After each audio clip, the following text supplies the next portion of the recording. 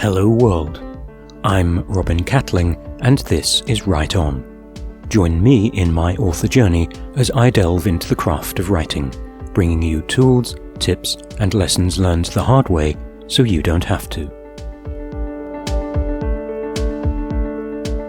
Fantasy is no different.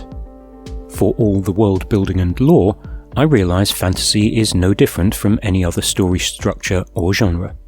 All genres contain world building and lore, except in other genres we call it setting and history. All stories have it, even contemporary real-world stories, because they're not real. Real worlds in stories are edited and highlighted fictional versions. The author decides what to include and what to leave out. So why do we get so hung up on world building and lore in fantasy? Those are just two ingredients of the genre. Important ingredients, but not all defining. Going back to our previous definition, fantasy is a genre of speculative fiction involving magical elements, typically set in a fictional universe and sometimes inspired by mythology and folklore. Note the keywords involving, typically set, sometimes inspired by. Beyond that, it's all about the setting the author chooses to present, wrapped around the character.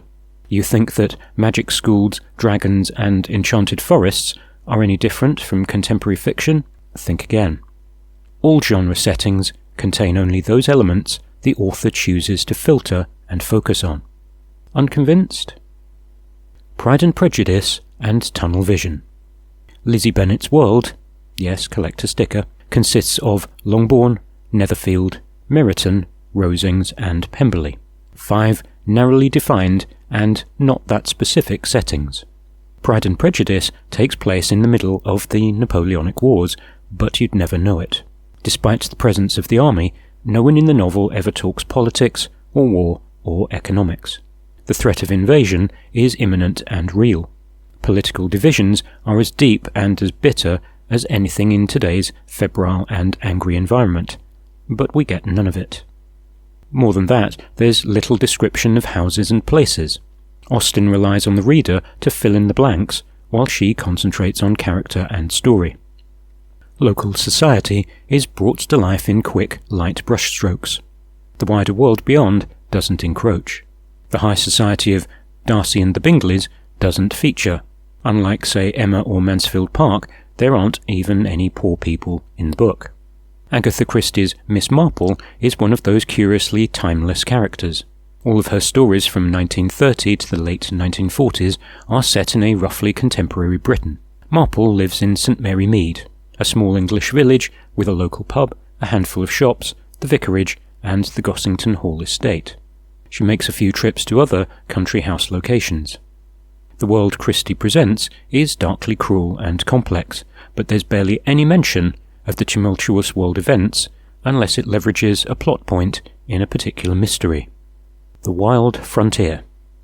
True grit exists in the equally timeless Old West of the frontier, with its own definitions of what passes for law and order.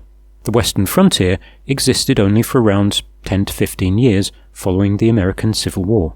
Call it 1865 to 1880, when modernity, industry and the railroads swept it away. There's little about post-war Reconstruction, the swamp of Washington politics, the aftermath of slavery, and nothing at all of industrialization, unlike in Upton Sinclair's The Jungle, which is concerned with little else. Ian Rankin's Inspector Rebus inhabits a near-contemporary Edinburgh, given the series began in 1987. It's the Edinburgh of dark alleys, basement bars and grimy tenements, far from the tourist traps and arts festivals. My point? Life through a lens. All fiction, including all genre fiction, is shown through a lens of the author's choosing. In epic fantasy, that lens may be wide-angle. In romance, it's usually very tightly shuttered. The Wheel of Time describes kingdoms, empires, magic, and fierce creatures, but it doesn't discuss fashions in ladies' underwear or how to make a chair. We assume underwear exists, and carpenters make chairs using that carpentry magic that most of us recognize but don't understand. What's the difference between historical fiction and fantasy?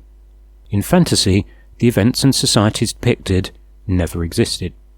In historical fiction, events and societies may not have happened as described. For all the richness of research and detail, there are gaps. Some details are held up as defining a period. Others are discarded, not for importance, but for relevance to the specific story. How much of an historical author's research goes into a book? Why is the rest left out? And what happens when the author draws a blank on a line of research? Fiction. They make it up, along with the inner motivations and desires of any historical figures, which we can never know for certain. Agatha Christie doesn't need to discuss the Labour landslide of 1948, Mao's Long March, or the start of the Cold War to tell a Marple mystery story. But Poirot did crucially discover a Russian spy in one of his. Poirot's London is a small slice of a large, rapidly growing metropolis. Not all life is there, just the parts Christie needed to colour her story. 2 types of people. Quote, "The world consists of 2 types of people. Those who can interpolate from incomplete information and..." You get my point. The human brain excels at interpolation. When given an incomplete picture, we automatically fill in the blanks. Authors present us with what we need when we need it. The rest they leave to readers to fill in. Arthur Golden gives us very specific culture and behaviours in Memoirs of a Geisha. Tolkien gives us very little of the culture of the Rohirrim or the Gondorians in The Lord of the Rings, just enough to distinguish the two. Fiction is all about filtering the setting and focusing the reader's attention. Fantasy is no different.